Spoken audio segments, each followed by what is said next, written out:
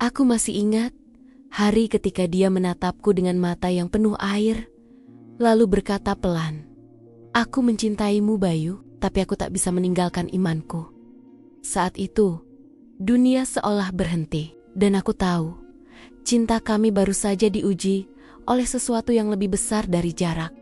Keyakinan. Langit sore di St. Petersburg memancarkan warna lembayung yang seolah enggan pergi. Salju jatuh perlahan, seperti potongan kenangan yang melayang di udara. Di bawah langit asing itu, seorang pemuda Indonesia bernama Bayu berdiri di halte bus, memeluk jaket tebal pinjaman dari temannya. Nafasnya berubah menjadi kabut tipis setiap kali ia menghembuskan udara dingin keluar. 3 bulan sudah ia berada di negeri ini, mengejar mimpi sederhana, menyelesaikan kuliah tekniknya, sambil bekerja paruh waktu di sebuah kedai kopi kecil di Nevsky Prospect. Bayu menatap jalanan yang sepi, lampu-lampu mulai menyala, dan dari kejauhan, sebuah bayangan bergerak mendekat. Seorang gadis berambut pirang panjang, wajahnya kemerahan oleh dingin, mengenakan syal merah tua. Ia berhenti tepat di samping Bayu, memegang buku tebal yang sudut halamannya mulai lecek. "Dingin sekali." "Ya," ucapnya dalam bahasa Inggris. Logatnya kental, namun lembut. Bayu menoleh cepat, sedikit gugup. "Iya, saya belum terbiasa dengan musim dingin," jawabnya sambil tersenyum kikuk. Gadis itu tertawa kecil, matanya menyipit cantik. "Kamu bukan dari sini kan?" "Indonesia," jawab Bayu.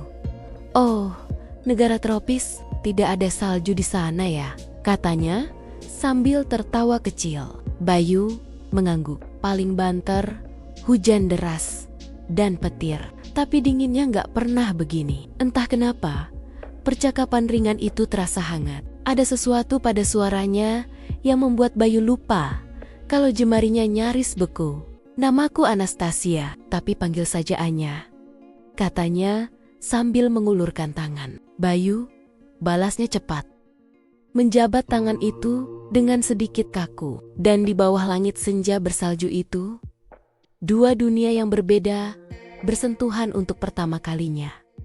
Hari-hari berikutnya, Bayu mulai sering melihat Anya. Kadang di halte yang sama, kadang di kedai tempat ia bekerja. Anya ternyata suka menulis. Ia sering duduk di sudut kedai, mengetik di laptop sambil memesan coklat panas. "Bayu," katanya suatu sore sambil menatap jendela yang berembun, "kau tahu, aku menulis kisah cinta antara 2 orang yang tak bisa bersama. Aneh ya, aku bahkan belum pernah mengalaminya. Tapi rasanya nyata." Bayu tertawa pelan. "Mungkin kamu menulis masa depanmu." Anya menatapnya sebentar, lalu tersenyum tipis. "Atau masa depanmu." Setiap kali mereka bicara, waktu terasa berjalan lebih lambat. Bayu mulai menyadari bahwa setiap sore yang dingin menjadi hangat hanya karena ada dia. Namun, di balik canda itu, Bayu tahu batas yang tidak bisa ia langgar. Ia mendengar teman-teman Rusianya bercerita tentang bagaimana orang di sini memegang erat agamanya. Dan Bayu, ia juga memegang imannya dengan cara yang sama. Tapi cinta, seperti salju pertama yang turun, tidak pernah menunggu izin untuk jatuh. Suatu malam, Anya datang ke kedai hampir saat tutup. Rambutnya basah oleh salju, matanya sedikit sembab. "Bayu, kau tahu kenapa aku suka kesini?" tanyanya tiba-tiba. "Karena kopi kami enak," canda Bayu, mencoba mencairkan suasana. Anya tersenyum, tapi kemudian menunduk. "Karena di sini aku merasa tenang. Dan entah kenapa, aku merasa aman bersamamu." Kata-kata itu menghantam Bayu seperti badai. Aman, sederhana, tapi penuh makna. Ia ingin menjawab, tapi lidahnya keluh. Anya menatapnya lagi. "Kau tahu, aku tak tahu kenapa aku takut. Tapi setiap kali aku memikirkanmu, hatiku berdebar dan pikiranku penuh dengan hal-hal yang tidak seharusnya aku rasakan." Bayu diam. Ia tahu Ini salah satu dari momen yang akan mengubah segalanya. Ia mendekat sedikit, lalu berkata pelan, "Anya, aku juga merasakannya." Mereka saling bertatapan. Hening, lalu perlahan, Anya menyentuh tangan Bayu. Dan untuk pertama kalinya, jari mereka bersentuhan, hangat, nyata. Namun sesaat kemudian, Anya menarik tangannya kembali, seolah tersadar dari sesuatu. "Aku harus pulang," katanya tergesa. Bayu hanya mengangguk. Meski hatinya menjerit. Hari-hari berikutnya menjadi aneh. Anya masih datang, tapi lebih diam. Bayu berusaha menjaga jarak. Meski setiap kali mendengar pintu kedai terbuka, jantungnya langsung berdebar. Hingga suatu sore, Anya datang lagi dengan langkah ragu. "Bayu," suaranya bergetar, "bolehkah aku menemuimu di tempat lain selain di sini? Bukan sebagai pelanggan, tapi sebagai teman." Bayu tersenyum pelan. "Tempatnya di mana?" "Di taman dekat gereja tua itu," jawabnya lembut. "Besok sore, setelah kau selesai kerja." Dan begitulah, esoknya, di bawah cahaya senja yang jatuh di antara ranting-ranting pohon, mereka duduk di bangku kayu. Bayu membawa termos kecil berisi kopi hangat, sementara Anya memegang buku catatan yang penuh tulisan tangan. "Aku menulis sesuatu," katanya, "tentang dua manusia yang berbeda bahasa, budaya, dan iman. Tapi hatinya saling mengenal bahkan sebelum mereka bertemu." Bayu menatapnya lama. "Dan bagaimana kisahnya berakhir?" Anya tersenyum samar. "Aku belum tahu. Mungkin mereka berpisah. Mungkin juga mereka bertahan. Tapi aku ingin melihat apakah cinta saja cukup." Angin bertiup lembut. Butiran salju turun perlahan, menempel di rambut Anya. Bayu ingin mengusapnya, tapi menahan diri. Ada perasaan yang lebih dalam dari sekadar ingin memeluk. Ada harapan, tapi juga ketakutan. Di bawah langit senja Rusia itu, dua jiwa yang berasal dari dunia berbeda mulai menulis kisah mereka sendiri. Kisah yang akan menuntun mereka pada pertanyaan yang jauh lebih berat dari sekadar cinta. Apakah cinta bisa mengubah keyakinan seseorang? Atau justru keyakinanlah yang menguji cinta itu sendiri? Hari-hari berlalu seperti helai salju yang jatuh tanpa suara. Bayu kini tak lagi menunggu di halte dengan canggung. Hampir setiap sore, Anya datang menemuinya, entah untuk sekadar berbagi cerita, membaca puisi, atau duduk diam menikmati senja di tepi sungai Neva. Hubungan mereka tidak didefinisikan oleh kata, tapi oleh kebiasaan kecil yang tumbuh pelan-pelan. Cara Anya menggenggam cangkir dengan dua tangan. Tawa pelan Bayu saat ia salah menyebutkan kata dalam bahasa Rusia. Atau cara mereka soma-soma diam, tapi saling menatap seolah dunia hanya milik berdua. Suatu sore, mereka berjalan di taman yang hampir sepi. Udara dingin, tapi matahari menembus celah ranting. Anya menatap Bayu lama, lalu berkata pelan, "Bayu, apa kau percaya kalau dua orang bisa ditakdirkan bertemu, meskipun berasal dari dunia yang sangat jauh berbeda?" Bayu berpikir sejenak. "Aku percaya," jawabnya lembut. "Tapi takdir juga bukan selalu berarti bersama. Kadang Tuhan mempertemukan dua orang hanya agar mereka belajar arti kehilangan." Anya menatapnya lama. "Kau selalu bicara seperti itu, dalam tapi menyakitkan." Bayu tertawa pelan, tapi ada sesuatu di matanya yang sendu. "Aku cuma takut, Anya. Takut kalau semua ini terlalu indah untuk jadi nyata." Waktu berjalan, dan kedekatan mereka menjadi sesuatu yang nyaris tak bisa disembunyikan. Teman-teman Anya mulai memperhatikan. Mereka menggoda, tapi juga ada yang berbisik di belakang tentang gadis Rusia yang jatuh cinta pada pria Asia. Namun Anya tak peduli. Ia hanya tahu, bersama Bayu, dunia terasa lebih damai. Hingga suatu malam, ketika mereka sedang duduk di balkon apartemen Anya, percakapan itu datang tanpa rencana. "Bayu, katanya pelan sambil menatap langit. Aku sering berpikir, kalau suatu hari kita benar-benar bersama, bagaimana jadinya? Bayu diam sejenak, menatap lampu-lampu kota di kejauhan. Kita akan bahagia, jawabnya pelan. Tapi Anya menunduk, jemarinya bermain di tepi cangkir. Kau tahu kan, aku dibesarkan dalam keluarga yang sangat taat. Aku harus ke gereja setiap minggu. Aku harus berdoa sebelum tidur. Dan aku tahu, kamu juga punya keyakinan yang sama kuatnya. Bayu menatapnya, menimbang setiap kata yang keluar. Iya, aku Muslim, Anya, dan aku tahu kita berbeda. Tapi aku juga tahu, aku mencintaimu. Kata itu keluar begitu saja. Sederhana, tapi menghantam dada Anya seperti dentuman. Ia terdiam lama, matanya berkaca-kaca. Aku juga mencintaimu, Bayu. Tapi bagaimana kalau cinta ini tidak diizinkan? Bayu tersenyum pahit. Cinta selalu diizinkan. Yang tidak diizinkan adalah menyakiti. Tapi kalau orang tuaku tahu, mereka akan marah. Mereka menginginkan aku menikah dengan seseorang yang seiman, yang bisa memberkatiku di altar, bukan di tempat ibadahmu. Bayu menarik napas panjang. Dan keluargaku juga akan sulit menerima kalau aku menikah dengan orang yang berbeda agama. Mereka tidak akan membencimu, tapi mereka akan khawatir aku berpaling dari jalan yang sudah mereka tanamkan sejak kecil. Hening menelan percakapan mereka. Hanya suara angin yang menggoyang tirai dan detak jam di dinding yang terdengar. Kadang aku ingin percaya, kata Anya lirih, bahwa cinta cukup untuk melawan segalanya. Tapi setiap kali aku menutup mata, aku takut kalau aku harus memilih antara kamu dan Tuhanku. Bayu menunduk. Ia ingin memeluknya, tapi tak bisa karena pelukan itu mungkin akan terasa seperti janji yang tak mampu ditepati. Minggu-minggu berikutnya menjadi berat. Mereka masih bertemu, tapi kini ada jarak yang tak terlihat di antara mereka. Bayu mulai sering menatap Anya dengan cemas. Anya mulai banyak diam.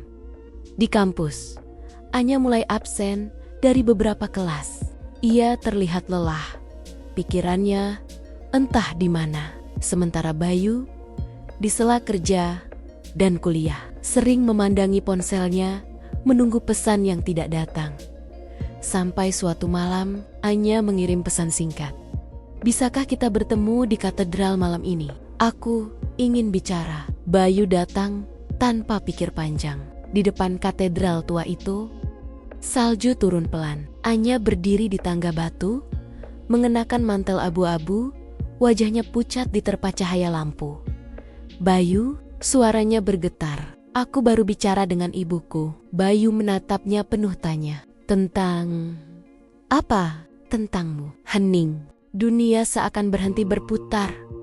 Ibuku bilang. Anya menelan ludah. Matanya mulai basah. Dia tidak akan pernah mengizinkan aku menikah dengan orang yang berbeda keyakinan. Katanya, cinta tidak boleh membuatku meninggalkan Tuhanku. Bayu terdiam lama, lalu berkata pelan, aku tidak ingin kau meninggalkan siapapun. Anya, aku hanya ingin kau tetap jadi dirimu. Tapi itu tidak cukup, Bayu. Katanya lirih, kau orang baik.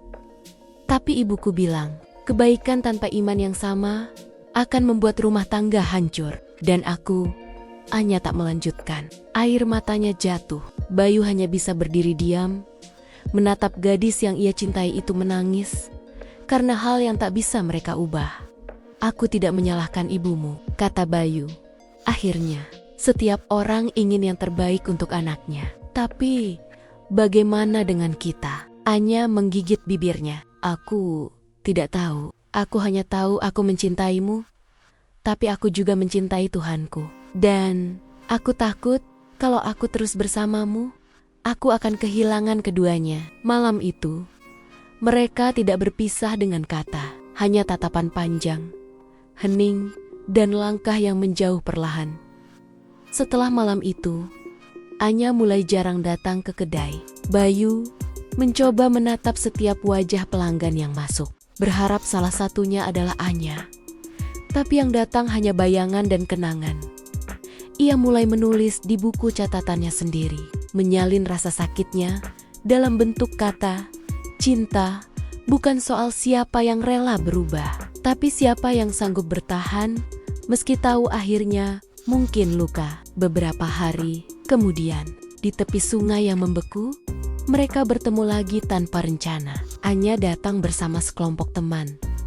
Tapi saat melihat Bayu, ia berhenti. Hanya beberapa meter jaraknya, tapi mereka seperti berada di dua dunia. Bayu menatapnya, dan Anya membalas. Tidak ada senyum, hanya tatapan yang dipenuhi kerinduan dan luka yang sama.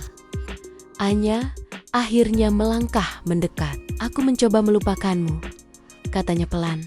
Tapi setiap malam aku berdoa agar Tuhan menjagamu. Bayu menunduk, dan aku berdoa agar Tuhan menenangkanmu. Mereka berdiri dalam diam cukup lama, sebelum akhirnya Anya berkata lirih, kita mungkin berbeda Bayu, tapi entah kenapa, setiap kali aku berdoa, aku merasa doaku mengarah ke tempat yang sama dengan punyamu. Bayu menatapnya.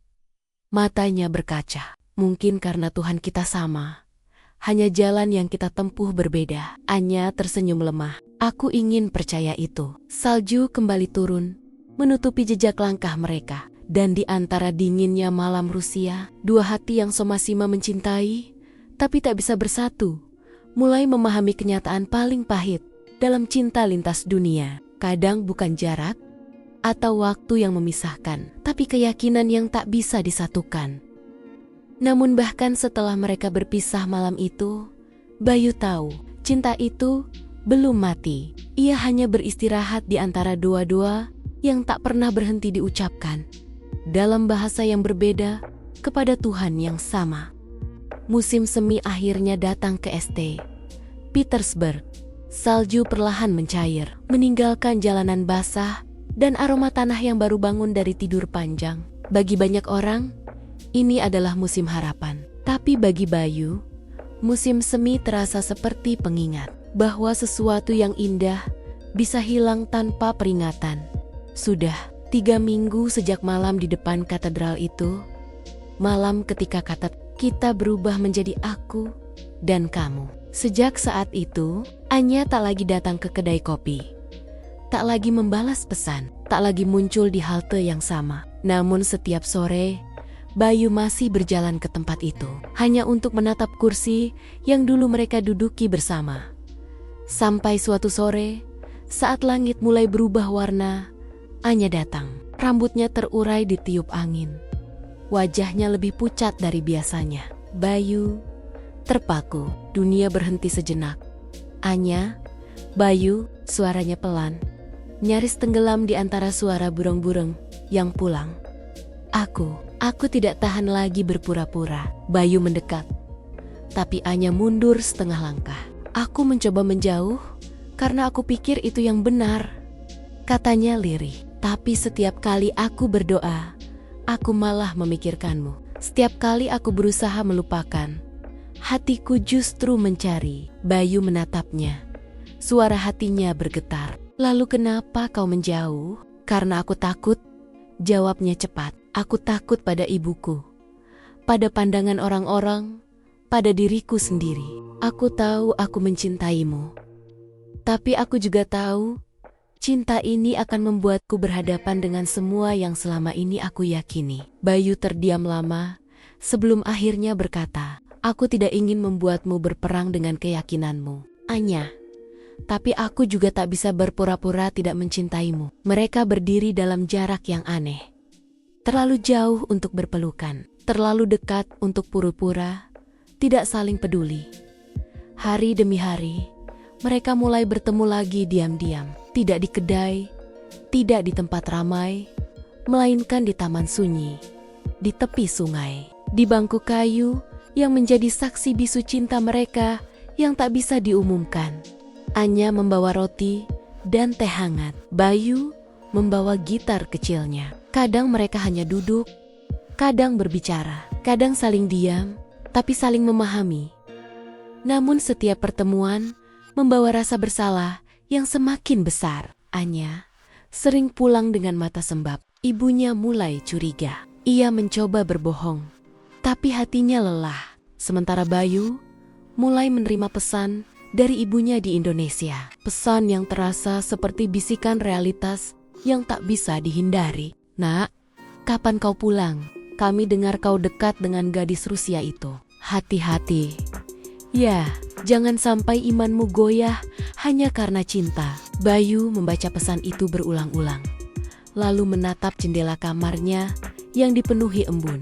Ia ingin menjelaskan, tapi bagaimana caranya menjelaskan sesuatu yang bahkan ia sendiri tidak mengerti? Suatu sore, Anya mengajak Bayu ke rumahnya. "Ibu ingin bertemu denganmu," katanya dengan suara bergetar. Bayu diam cukup lama sebelum mengangguk. "Aku tidak tahu apa yang akan terjadi," lanjut Anya. "Tapi aku ingin ibuku tahu siapa kamu sebenarnya. Bukan sekadar orang asing yang berbeda agama." Mereka berjalan berdua menuju apartemen tua di pinggiran kota. Bayu bisa merasakan jantungnya berdegup keras di dada. Saat pintu terbuka, seorang wanita paruh baya berdiri di sana. Wajahnya tegas, matanya tajam, tapi penuh rasa ingin tahu. "Inilah yang kau ceritakan, Anya?" "Iya, Mama. Ini Bayu." Bayu menunduk sopan. "Senang bertemu, Ibu." Mereka duduk di ruang tamu yang penuh foto keluarga dan salib kecil tergantung di dinding. Hening terasa panjang sebelum Ibu Anya berbicara. "Kau dari Indonesia ya?" "Iya, Bu." "Dan kau seorang Muslim?" Bayu menatapnya dalam. "Iya, Bu." Wanita itu menarik napas panjang, lalu menatap putrinya. "Anya, kau tahu apa artinya ini?" "Iya, Mama. Tapi aku..." Sang ibu memotong cepat. "Tidak ada tapi. Anya, kau tahu aturan keluarga kita. Kau tahu apa yang diajarkan sejak kau kecil. Ini bukan hanya tentang budaya, tapi tentang surga dan neraka." Bayu menunduk. Hatinya teriris. Ia ingin membela diri, tapi tahu tak ada kata yang bisa mengubah hati seorang ibu. "Aku tidak ingin memisahkan kalian," katanya dengan suara tenang. "Tapi aku juga tidak bisa menipu Tuhan." Anya menangis. "Mama, aku mencintainya. Aku tahu dia orang baik. Kenapa kebaikan harus dibatasi oleh perbedaan?" Ibunya menatapnya dalam. "Karena keyakinan bukan pakaian yang bisa diganti untuk cinta, Nak." Bayu akhirnya berdiri. "Terima kasih sudah menerima saya di rumah ini, Bu.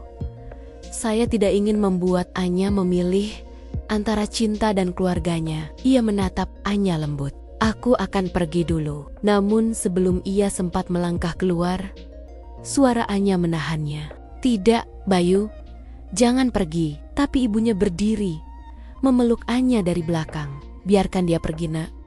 Jika cintamu benar, Tuhan sendiri akan mengembalikannya dengan cara yang benar." Bayu menatap mereka berdua, dua perempuan yang ia cintai dengan cara berbeda, lalu melangkah keluar ke udara dingin. Salju pertama, musim semi turun, lembut tapi menusuk.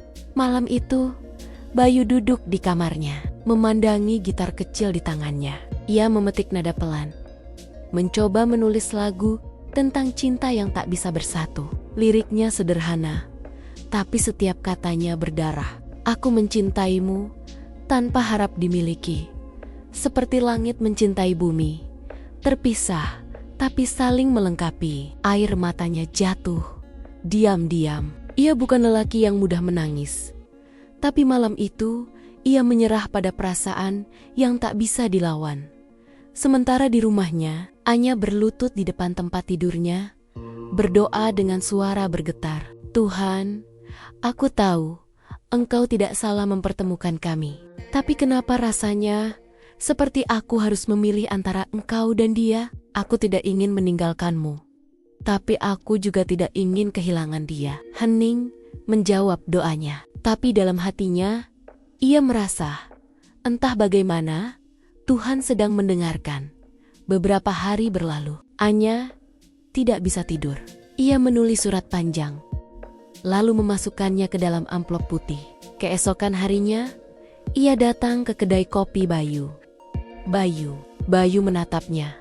Kaget. Aku tahu aku sudah membuat semuanya sulit, katanya pelan, sambil menyerahkan surat itu. Aku hanya ingin kau tahu. Aku mencintaimu, bukan untuk mengubahmu, tapi untuk memahami kenapa Tuhan menciptakan kita berbeda. Bayu mengambil surat itu tanpa suara. Anya tersenyum samar, lalu pergi sebelum Bayu sempat membaca. Ia membuka amplop itu perlahan. Di dalamnya tertulis dengan tulisan tangan Anya. Jika suatu hari aku harus memilih antara keyakinanku dan cintaku padamu, maka aku akan memilih Tuhan. Tapi jangan pernah pikir aku berhenti mencintaimu. Karena setiap kali aku menyebut namanya, aku selalu menyebut namamu di antara doa. Bayu menutup surat itu, memejamkan mata lama. Ia tahu cinta mereka tak lagi sederhana. Dan di antara iman yang berbeda itu, dua hati yang sama-sama tulus kini harus belajar satu hal yang paling sulit dalam cinta: melepaskan tanpa berhenti mencintai. Hari itu, langit St. Petersburg seperti menahan napas. Awan kelabu menggantung rendah, seolah tahu ada hati yang akan patah lagi hari ini. Bayu duduk di tepi jendela kecil apartemennya, menatap salju yang turun perlahan. Di tangannya, surat dari Anya masih tersimpan rapi, sudah lusuh di ujungnya karena terlalu sering dibaca. Ia menatap huruf-huruf kecil yang ditulis tangan itu, seperti berusaha mencari makna di antara setiap baris. Jika aku harus memilih Tuhan atau kamu, kata-kata itu menempel di dadanya. Seperti luka yang tak bisa sembuh, sudah beberapa hari mereka tidak bertemu sejak pertemuan terakhir di kedai. Tidak ada pesan, tidak ada panggilan, hanya sunyi. Tapi malam itu, tiba-tiba teleponnya berdering. Nama Anya muncul di layar. Bayu, suaranya lirih di ujung sana. Anya, kamu baik-baik saja? Tidak. Aku butuh bicara. Tolong temui aku di tempat biasa. Sekarang. Tanpa berpikir panjang, Bayu berlari menembus udara dingin. Nafasnya berpadu dengan embun. Setiap langkah terasa berat, tapi dipenuhi harapan.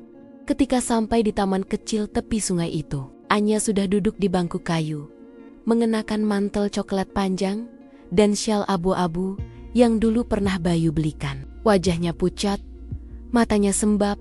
Anya, ia menoleh pelan. Senyumnya tipis, tapi menyakitkan. Aku tidak tahu harus mulai dari mana. Mulailah dari hatimu, kata Bayu pelan. Anya menarik napas panjang. Mama memintaku berhenti menemui kamu. Bayu menatapnya tanpa kata. Dia bilang, kalau aku terus bersama kamu, dia akan menganggap aku tidak lagi bagian dari keluarga. Dia bahkan memanggil pendeta untuk bicara padaku. Mereka bilang, aku sedang tersesat oleh perasaan. Bayu menunduk, menggenggam tangannya erat-erat. Aku mengerti, tapi aku tidak mengerti, Bayu. Anya memotong cepat, matanya berair. Aku tidak mengerti kenapa cinta harus menjadi dosa hanya karena kita berdoa dengan cara yang berbeda. Hening jatuh di antara mereka. Bayu menatap wajah Anya yang memudar di balik kabut dingin. Kadang cinta memang datang bukan untuk dimiliki, tapi untuk menguji, katanya pelan. Anya menatap Bayu lama, lalu tersenyum getir. Kau masih bisa bicara sebijak itu, bahkan ketika aku sedang hancur begini. Bayu memegang wajahnya, mengusap air mata yang jatuh. Karena kalau aku ikut hancur, siapa yang akan kuat untuk kita? Hari-hari berikutnya, mereka hidup dalam ketakutan yang sunyi. Setiap kali telepon berdering, Anya khawatir itu ibunya. Setiap kali ia melangkah keluar rumah, ia takut ada tetangga gereja yang melihatnya bersama Bayu. Sedangkan Bayu mulai kehilangan fokus di tempat kerja. Gurat lelah di matanya makin dalam. Tapi ia terus berusaha terlihat kuat di depan Anya. Suatu sore, Anya datang ke apartemen Bayu tanpa pemberitahuan. Wajahnya tegas, tapi matanya kosong. "Bayu, aku tidak bisa terus begini," katanya begitu pintu terbuka. Bayu langsung panik. "Kenapa? Apa yang terjadi?" "Mama jatuh sakit. Aku merasa ini karena aku membuatnya kecewa. Jangan menyalahkan dirimu." "Tapi aku tidak bisa tenang. Aku mencintaimu. Tapi setiap kali aku berdoa, wajah Mama selalu muncul. Aku tidak bisa berdoa dengan damai." Bayu menatapnya dalam, menahan air mata yang mulai menggenang. "Apa maksudmu?" Anya menggigit bibirnya, lalu berkata pelan, "Mama memintaku membuat keputusan. Dia bilang, aku harus menikah dengan pria yang seiman, atau melupakanmu sepenuhnya." Bayu terdiam, ruangan seakan membeku, dan aku tahu apapun keputusanku akan ada yang terluka. Malam itu, mereka duduk berdampingan di tepi jendela, menatap lampu kota yang berkedip di kejauhan. Tak ada yang berbicara, hanya suara jam berdetak di antara mereka. "Aku pernah berpikir," kata Bayu tiba-tiba, "kalau cinta cukup kuat, semua perbedaan bisa dilalui. Tapi sekarang, aku sadar, cinta tidak bisa memaksa dunia untuk ikut setuju." Anya menatapnya dengan mata berkaca. "Kau tahu, aku juga berpikir begitu. Tapi Tuhan seolah memberi kita jalan bercabang, dan kamu harus memilih." Bayu menyambung dengan suara parau. Anya mengangguk pelan. Ia bersandar di bahu Bayu, lalu berbisik, "Aku takut kehilanganmu, dan aku takut membuatmu kehilangan surga yang kau yakini." Mereka berdiam lama, hanya mendengarkan detak jantung satu sama lain. Seandainya cinta bisa hidup tanpa nama, tanpa agama, tanpa restu, mungkin mereka bisa bahagia. Tapi hidup tak sesederhana itu. Keesokan harinya, Anya pergi ke gereja bersama ibunya. Pendeta keluarga mereka berbicara lama dengannya, dengan suara lembut tapi penuh tekanan moral. "Anya, Tuhan tidak akan memberkati hubungan yang menolak kehendaknya. Tapi apa Tuhan tidak mengajarkan kasih tanpa batas?" tanya Anya pelan. "Kasih memang tanpa batas," jawab pendeta itu. "Tapi keselamatan memiliki batas." Kata-kata itu menancap dalam. Malamnya, Anya menulis pesan untuk Bayu. Bukan surat, bukan panggilan, hanya satu pesan pendek di ponsel. "Besok, temui aku di katedral tempat kita pertama kali bicara. Aku ingin mengakhiri ini dengan cara yang baik." Bayu datang lebih awal. Katedral itu kini sepi. Hanya cahaya lilin yang menari di antara patung-patung kudus. Ketika Anya datang, langkahnya pelan, gaunnya berwarna abu, matanya sembab. Bayu langsung tahu, ini bukan pertemuan biasa. "Anya," Bayu, suaranya hampir tak terdengar. "Aku sudah berdoa setiap malam. Aku minta tanda dari Tuhan. Tapi tanda itu tidak datang. Jadi, mungkin ini jawabannya." Bayu menelan ludah. Matanya mulai basah. "Apa kamu yakin?" "Tidak," jawabnya jujur. "Tapi aku tahu, aku tidak boleh egois. Aku tidak bisa terus membuatmu terjebak dalam harapan yang tak pasti." Mama benar. Tuhan juga mungkin benar. Ia mengeluarkan kalung kecil dari sakunya, kalung yang pernah Bayu berikan di musim dingin pertama mereka. "Aku akan menyimpannya, tapi bukan untuk dikenakan, hanya untuk diingat." Bayu menatap kalung itu, lalu memegang tangan Anya. "Kalau memang ini keputusanmu, aku akan menerimanya. Tapi izinkan aku bilang satu hal terakhir." Anya menatapnya. "Cinta ini tidak akan berhenti hanya karena kita tidak bersama. Mungkin kita gagal di dunia, tapi aku percaya Tuhan tahu isi hati kita." Anya menangis. "Kenapa kamu selalu membuat segalanya terasa lebih indah, bahkan di saat paling menyakitkan?" Bayu tersenyum lirih. "Karena kamu alasan aku belajar arti ikhlas." Mereka saling berpelukan lama, pelukan terakhir, Dingin tapi hangat, penuh air mata, tapi juga doa. Anya menutup matanya, berbisik di telinganya, "Kalau ada kehidupan lain, temuilah aku di sana, tanpa agama, tanpa jarak, tanpa takut." Bayu memeluknya lebih erat, lalu perlahan melepaskannya. Ketika Anya berjalan pergi, Bayu tidak mengejar. Ia tahu, kadang cinta sejati bukan tentang siapa yang tetap tinggal, tapi siapa yang berani melepaskan dengan doa di hati.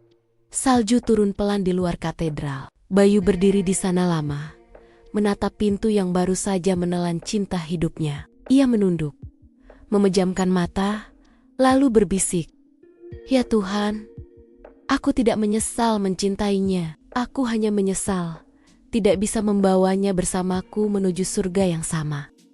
Waktu berjalan pelan, setelah kepergian Anya hari-hari di St. Petersburg kini terasa lebih dingin dari biasanya. Meski salju sudah berhenti turun, Bayu masih tinggal di apartemen yang sama, tapi suasananya tak lagi hidup. Dulu, tawaannya sering menggema di sana. Sekarang, hanya detak jam dan gemerisik angin yang menemani. Di meja kecil di dekat jendela, masih ada cangkir teh yang retak di bibirnya, milik Anya. Bayu tak punya hati untuk membuangnya. Entah kenapa, benda itu seakan jadi satu-satunya bukti bahwa semua yang terjadi benar-benar pernah ada. Malam-malamnya kini diisi dengan menulis. Ia menulis bukan untuk mengingat, tapi untuk tetap waras. Setiap kalimat seperti luka yang disulam jadi doa. Kau pernah jadi alasanku percaya bahwa cinta bisa melawan segalanya. Sekarang, kaulah alasanku belajar bahwa cinta juga tahu kapan harus berhenti berjuang. Kadang ia menulis surat-surat yang tak pernah dikirim untuk seseorang yang mungkin juga masih menangis di tempat lain. Sementara di sisi lain kota, Anya duduk di bangku gereja, menatap lilin-lilin yang menyala. Wajahnya terlihat tenang, tapi matanya masih menyimpan badai. Ia sudah berusaha keras melanjutkan hidup, mengikuti ibunya berdoa, menghadiri misa, bahkan bertemu preop pria seiman yang dikenalkan keluarga. Tapi setiap kali seseorang mencoba menyentuh tangannya, hatinya menolak. Dalam setiap doa, nama Bayu masih muncul tanpa diundang. "Tuhan, aku tahu aku sudah memilihmu, tapi mengapa setiap kali aku menyebut namamu, wajahnya ikut datang?"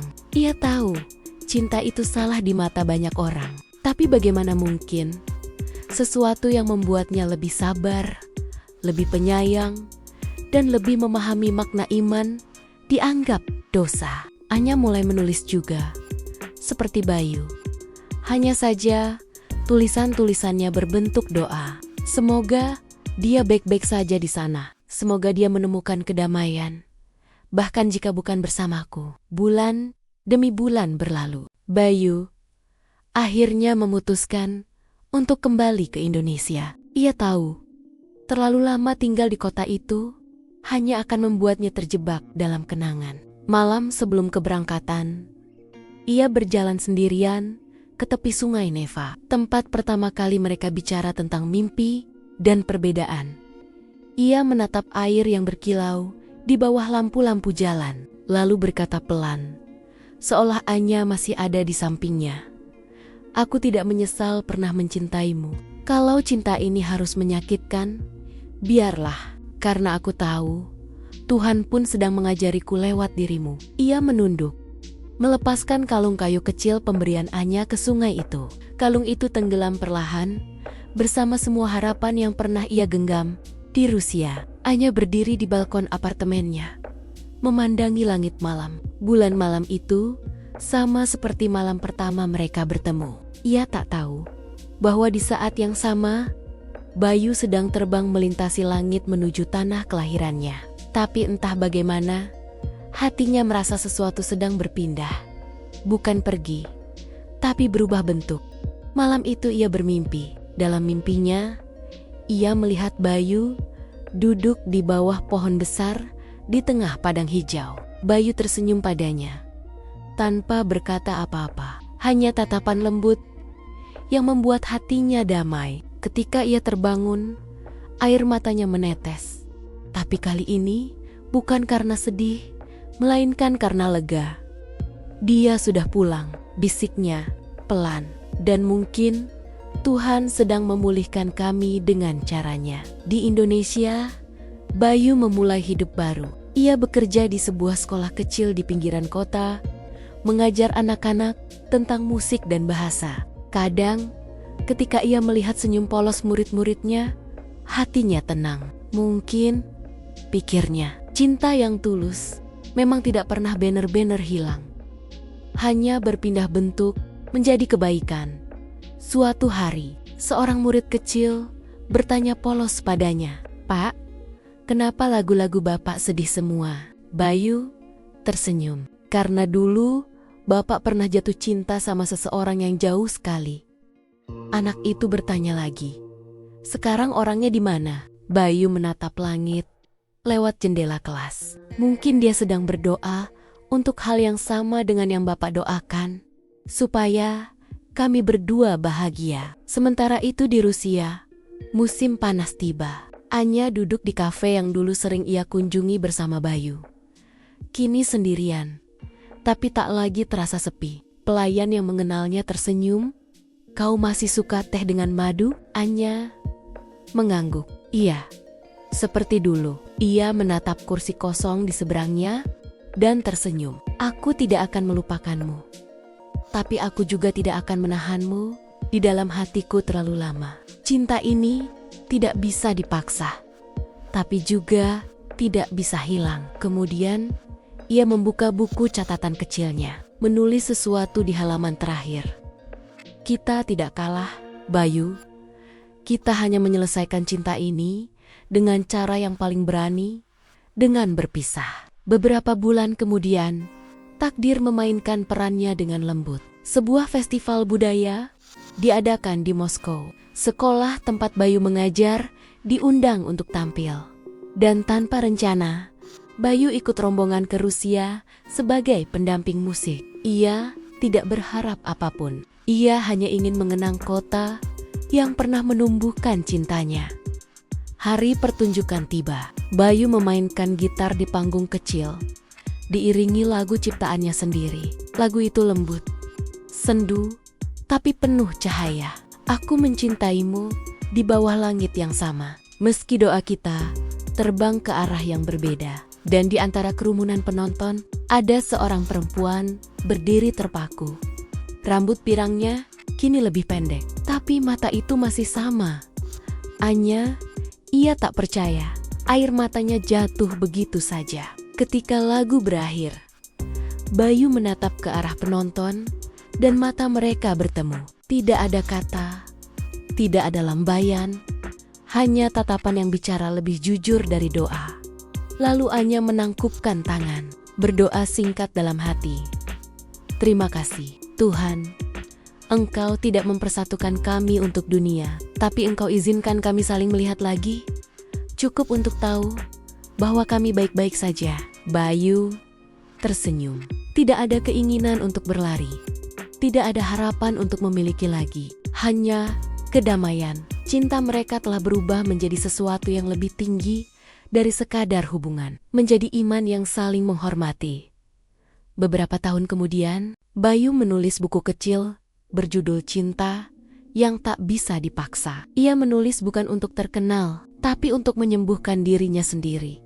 Dan mungkin orang-orang yang mencintai tapi tak bisa bersatu. Dalam kata pengantarnya, ia menulis, "Aku pernah mencintai seseorang yang tak bisa aku miliki, tapi lewat dia, aku belajar bahwa cinta sejati tidak menuntut kesamaan, hanya keikhlasan." Dan di halaman terakhir buku itu, terselip satu kalimat kecil, tanpa nama, tanpa tanda tangan, untuk Anya, yang membuatku mengerti bahwa melepaskan juga bagian dari mencintai. Di suatu sore, di Rusia, Anya berjalan melewati toko buku dan melihat judul itu terpajang di rak. Cinta yang tak bisa dipaksa. Ia mengambilnya, membuka halaman pertama, dan tersenyum kecil. Air matanya jatuh, tanpa bisa ditahan. Kau akhirnya menulisnya, Bayu, bisiknya lembut, dan aku akhirnya bisa mencintaimu. Tanpa rasa bersalah, ia menutup buku itu, menatap langit yang mulai memerah. Cinta ini tak pernah mati, hanya berubah jadi doa. Dan untuk pertama kalinya setelah bertahan-tahan, hatinya benar-benar damai. Musim semi datang lebih cepat tahun itu. Salju yang menutupi kota perlahan mencair, menyisakan genangan air di jalanan seperti sisa air mata yang enggan mengering. Bayu berdiri di jendela kamarnya, menatap langit Moskow yang perlahan biru. Tapi di dadanya masih ada mendung yang tak juga pergi. Sudah 2 minggu sejak pertemuan terakhirnya dengan Anya. 2 minggu sejak kota-kota yang masih terngiang di kepalanya itu terucap. Aku mencintaimu Bayu, tapi aku tidak bisa meninggalkan imanku. Kata itu seperti bilah tajam, tidak melukai kulit, tapi mengoyak dari dalam. Bayu mencoba mengerti. Sungguh, ia tahu betapa beratnya bagi Anya. Ia tahu Anya bukan menolak cinta mereka, tapi mempertahankan keyakinan yang menjadi bagian dari dirinya sejak kecil. Namun, cinta tidak bisa selalu dimenangkan hanya dengan perasaan. Hari itu, Bayu memutuskan untuk berjalan ke taman tempat mereka dulu pertama kali bertemu. Masih ada bangku kayu tua yang catnya mulai pudar. Masih ada jejak langkah mereka di jalan setapak itu, seolah waktu tahu harus berhenti di tempat itu. Bayu duduk, menatap ke arah langit. Di ponselnya ada pesan terakhir dari Anya. Jangan benci aku berdoa setiap hari. Semoga Tuhan memeluk hatimu saat aku tak bisa lagi melakukannya. Ia ingin membalas, tapi entah kenapa, jarinya selalu berhenti di tengah kalimat. Semua kata terasa tidak cukup. Cinta mereka terlalu besar untuk diucapkan, tapi terlalu rapuh untuk diperjuangkan dengan cara yang sama. Beberapa minggu kemudian, Anya mengirim surat. Bukan pesan digital, tapi surat sungguhan dengan tulisan tangan yang rapi. Sedikit gemetar, seperti menahan perasaan. Bayu, aku tumbuh di keluarga yang taat. Aku diajarkan bahwa iman adalah fondasi dari hidup. Dan aku tahu kau pun begitu. Tapi di antara semua doa yang kupanjatkan, selalu ada satu nama yang kusebut diam-diam, namamu. Aku pernah berdoa agar Tuhan menyatukan kita, tapi lama-lama aku sadar, mungkin Tuhan ingin kita belajar arti cinta, tanpa harus memiliki. Aku tidak tahu bagaimana hidupku nanti tanpamu. Tapi aku tahu, aku tak akan pernah berhenti mencintaimu.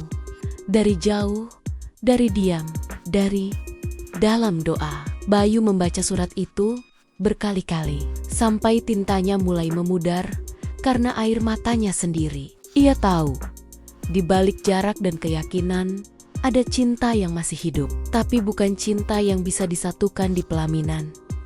Hanya di langit doa yang sama. Beberapa bulan kemudian, Bayu kembali ke Indonesia. Langitnya berbeda, tapi rasanya tetap sama. Kosong. Ia kembali menulis, kembali bekerja, mencoba menjalani hari-harinya seperti biasa. Tapi di setiap senja, ada bayangan wajah Anya di pikirannya. Kadang ia tersenyum, kadang menatap langit, seolah langit yang sama bisa menyampaikan sesuatu. Di sisi lain dunia, Anya juga sering menatap langit malam dari jendela kamarnya di Moskow. Ia tahu, di bawah bintang yang sama, ada seseorang di Indonesia yang masih menyebut namanya dalam doa. Tahun-tahun berlalu, Bayu mendengar kabar bahwa Anya kini menjadi pengajar musik di sekolah anak-anak miskin. Ia tetap lembut, tetap murah senyum, tetap membawa kedamaian dalam setiap lagu yang dia ajarkan. Kadang, ketika murid-muridnya meminta lagu baru, Anya memainkan satu lagu yang tak pernah ia nyanyikan untuk siapapun. Lagu yang dulu mereka ciptakan bersama, kau dan aku, di dunia yang berbeda, tapi di bawah langit yang sama. Dan setiap kali lagu itu selesai, matanya selalu berkaca-kaca. Suatu sore, Bayu berada di tepi pantai Bali, menulis di buku catatannya. Angin laut membawa aroma asin dan kenangan yang lama. Ia menulis kalimat terakhir untuk cerita yang dulu tak sempat selesai. Cinta sejati bukan tentang memiliki, tapi tentang memahami bahwa kadang cinta yang paling murni adalah yang tetap hidup dalam doa. Ia menutup bukunya, lalu menatap langit yang mulai oranye. Sebuah pesan masuk di ponselnya. Dari nomor tak dikenal. 1 baris saja. Aku membaca tulisanmu hari ini, dan aku menangis. Bayu tersenyum. Mungkin mereka tak akan pernah bersatu di dunia ini, tapi di hati mereka, cinta itu tidak pernah mati. Masih ada, seperti doa yang berulang, pelan, lembut, tapi abadi. Langit malam turun perlahan, menggantikan jingga dengan bintang-bintang kecil yang berkilau. Di bawah langit yang sama, 2 hati berdoa, dalam bahasa yang berbeda, tapi menuju Tuhan yang sama. Dan mungkin, di sana, cinta mereka akhirnya bersatu. Akhir cinta mereka tidak berakhir dengan pelukan, tapi dengan doa yang tak pernah berhenti diucapkan. Karena kadang, cinta sejati bukan tentang bersama, tapi tentang tetap mencintai. Meski harus melepaskan, Bayu dan Anya tidak bisa bersatu dalam dunia ini. Tapi cinta mereka tetap hidup. Bukan di pelukan, bukan di kata-kata, tapi dalam doa yang tak pernah berhenti. Mereka mengajarkan kita bahwa cinta sejati bukan tentang memiliki, tapi tentang memahami, menghormati, dan melepaskan dengan hati yang tulus. Jadi, jika kau pernah mencintai seseorang, tapi tak bisa bersamanya, ingatlah, cinta yang paling indah adalah yang tetap murni, bahkan dari jauh, bahkan hanya dalam doa. Terima kasih sudah mengikuti kisah ini. Jangan lupa like, komen, dan subscribe untuk cerita-cerita penuh emosi lainnya. Sampai jumpa di kisah selanjutnya.